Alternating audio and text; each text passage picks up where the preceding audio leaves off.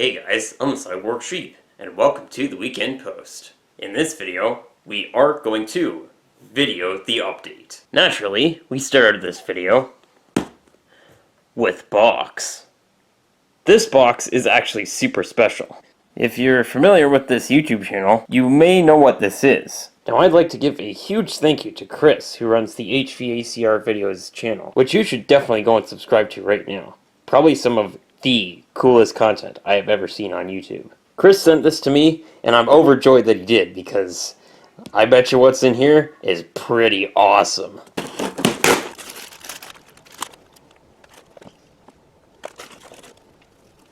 We got all kinds of stickers here. The HVACR Videos logo, 3 of those. Sporlan logos on a sticker. Sporlan, they make parts for refrigeration and air conditioning systems. Got some Curious HVAC Guy stickers.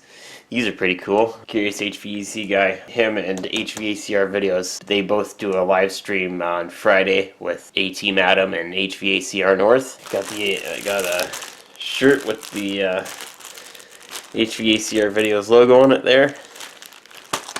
And then I got this. This is a Logitech USB camera. This is going to come in very handy. So, having said that, let's go and try this thing out.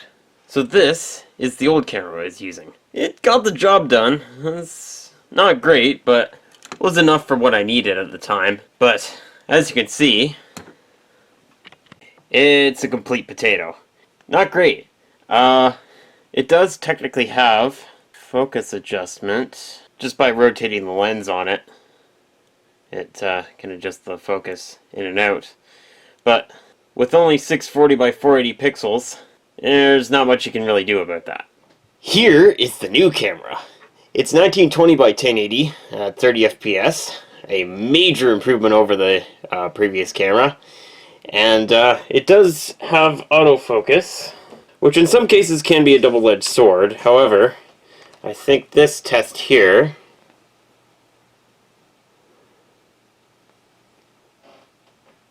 proves that we have a winner on our hands, ladies and gentlemen. Awesome! Moving right along, down at the workbench here, we have 2 more boxes. Let's start out with this one.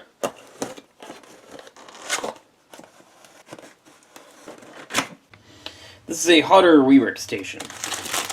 What it basically is a hairdryer on steroids. Basically, the hot end just plugs in right here, and it can do up to 350 degrees. Its main application is for soldering the tiny little components like these. I got one of these because I've accumulated several projects where one of these would have come in really handy. One such project is desoldering this LED from the PCB. The purpose I'm desoldering this for is I have these lights that take this package, but this PCB is not part of the way it's installed. So I need to take this off here, which is what I'm going to try right now.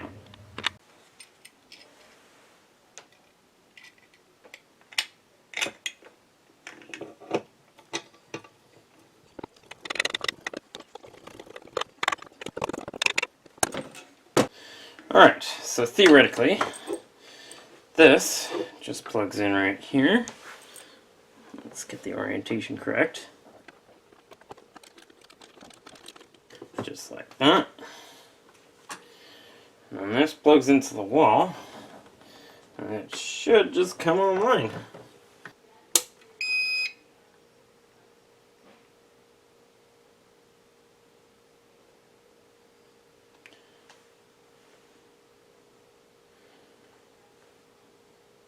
Blinking lights in. That's all good. Oh yeah, so you can adjust the temperature just with those buttons there before you turn it on.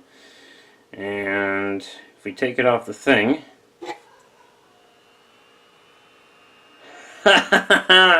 Nice.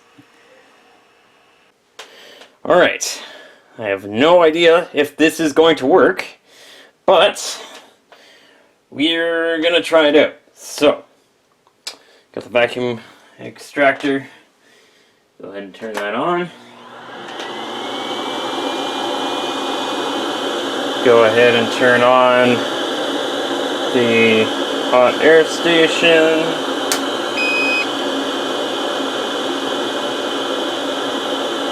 And we'll set it for as much as we can possibly get.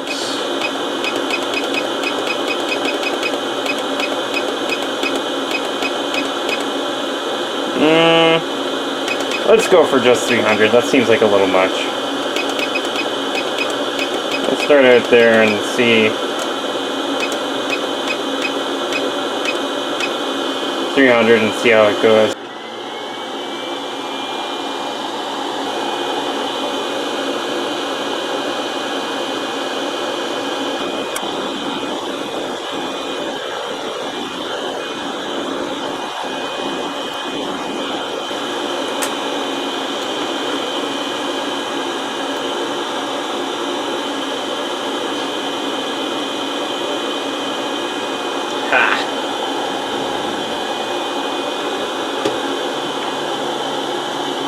Alright, got it. That's all I needed. Just a little bit of a harder tug and it came off. Oh my god, you guys, I don't believe it. Check this out. Haha! Look at that! It's kind of flickery because I can't get a good connection, but yes! Success! That's awesome. Alright. It's the gift that keeps on giving. This thing comes in handy every so often. I'll leave a link in the description to this video. Go and watch it. Pretty cool. Alright then, we have one more box.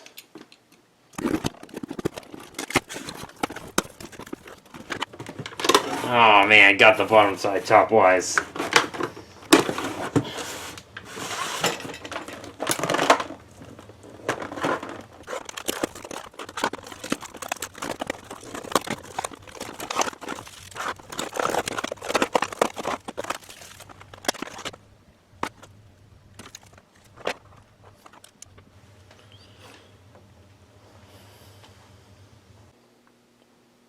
I got this tester to test two batteries in particular. First and foremost, you'll no doubt remember these from previous videos. These are the custom 18650 holders with Samsung cells in them. These, I've said in past videos that I've not been able to confirm the max current that these will do, and I want to try and see if I can give them a bit of a workout with this thing.